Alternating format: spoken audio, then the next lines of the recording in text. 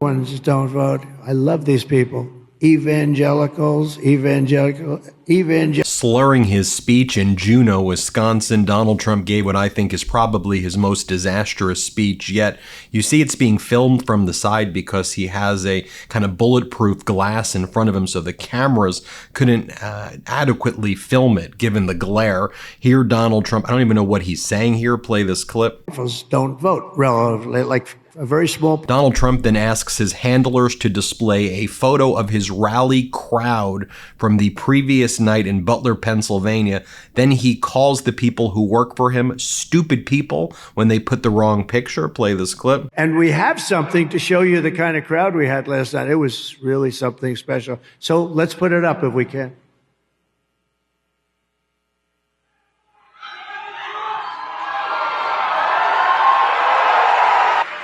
The wrong picture. That was unbelievable. They used the wrong picture. It's the same picture, but they have the two side things are so stupid. But that's what we have that every once in a while, right? Then Trump says he's going to make 60 Minutes apologize to him before he speaks with them. Play the clip. Oh, it's terrible. So we're waiting for an apology. They want to do it again. I'll do it again, but they got to apologize. Don't you think I should make them apologize? Donald Trump then says it's very dangerous for Kamala Harris voters to identify themselves. Play the clip. Is there anybody here that's going to vote for Lion Kamala? Please raise your hand. Please raise your hand. Actually, I should say don't raise your hand. It would be very dangerous. We don't want to see anybody get hurt. Please don't raise your hand. Again, this is a stump speech. I don't even know what he's talking about here. Then Donald Trump sees flies around him, which is a common occurrence in his speeches, and he starts swatting the flies and then says, I will be like a fly and be aggressive for the country. So comparing himself to a fly. Play the clip. A coal plant a week. I don't like flies. Get out of here, fly. Never been a big fan of flies. You don't mind my bringing that up, do you? Anyway, this is a very aggressive sucker. This one in particular is very aggressive. Like, I'm going to be aggressive for our country. You can probably say that.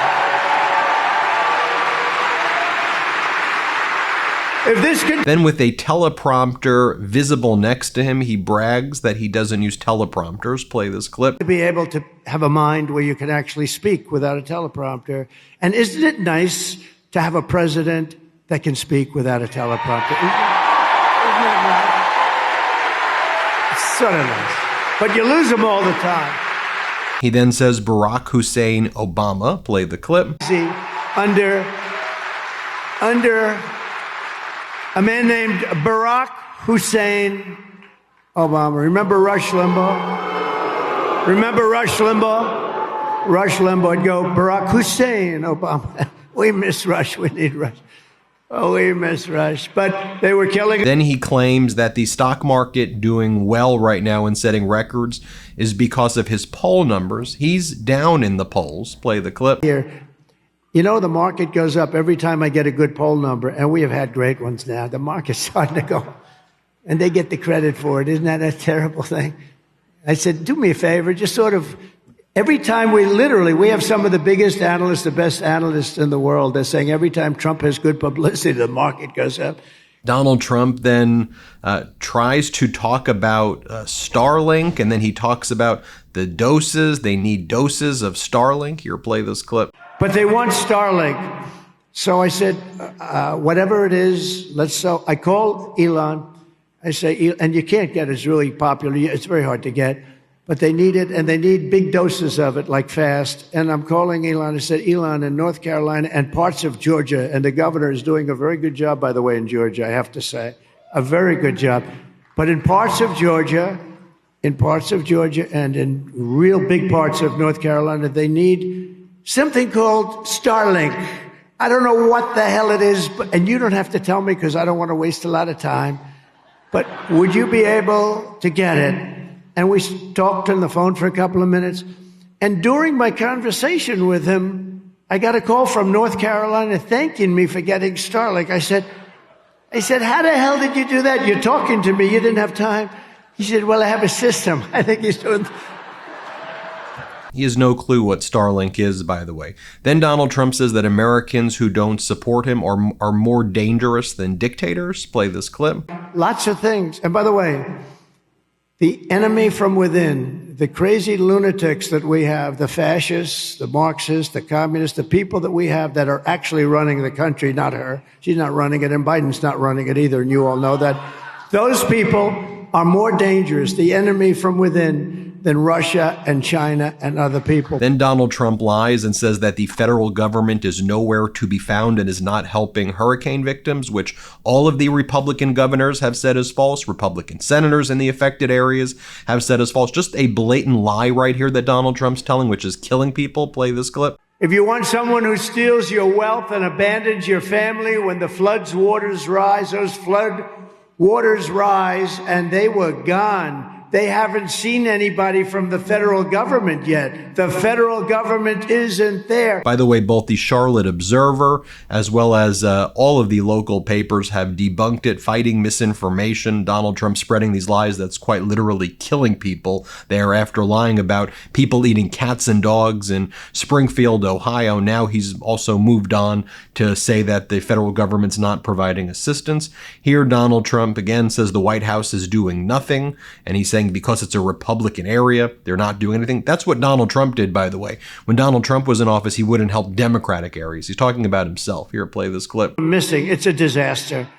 The federal government is doing, the White House is doing nothing. They've abandoned us. And you know, it's largely a Republican area. So some people say they did it for that reason. I don't even think they're that bad, but they probably, maybe they are. Then Donald Trump reiterates that he would like to be a dictator on day one, he says, but he says it would only be for one day, and then he says it jokingly. Here, play this clip. And when the great Sean Hannity asked me a question, and I jokingly said, he said, okay, let's get this up. You don't want to be a dictator, do you? I said, Sean, I only want to be a dictator for one day. Even the New York Times wrote an article today for the first time saying Trump's speeches increasingly angry, rambling, and reignite the question of age. Here he is trying to walk downstairs with his pants pulled up to his belly button. Play this clip.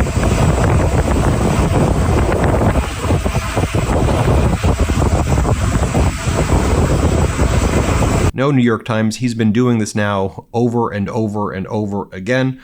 By the way, here is the CNN headline today. Fact check, 6 days of Trump lies about the Hurricane Helene responses. Andrew Bates writes, speaking not as a Democrat, but a furious North Carolinian, I can't imagine a more sick damning invalidation of a candidate. Trump has told a barrage of lies and become one of the country's leading deceivers on the response of Hurricane Helene. By the way, here's Governor Walz on Fox, just showing what a normal conversation should look like. Here, play the clip. I will always defend people's rights to First Amendment, but that's not the folks I'm talking about. Those folks are not speaking for the entire group. So I think it's very clear on this. Israel's right, as we've stood with them. Anti-Semitism has no place in this country, and Vice President Harris has been clear about that. I've been clear about it. But the ability to bring a peaceful solution and understand Israel's right to defend itself, the return of the hostages, and Gazans' right to live in peace too is something that we're trying to get to. And that's going to take the leadership that we've seen out of Vice President Harris, being able to hold this coalition together. And again, when Iran launched their missiles this week, she's in the Situation Room. That's different. The people who are in the Situation Room with Donald Trump, like John Kelly as chief of staff, said he shouldn't be there. He's a damaged human being. His own defense secretary said he does not understand the situation, is incapable of dealing with it. Okay. So it's about character.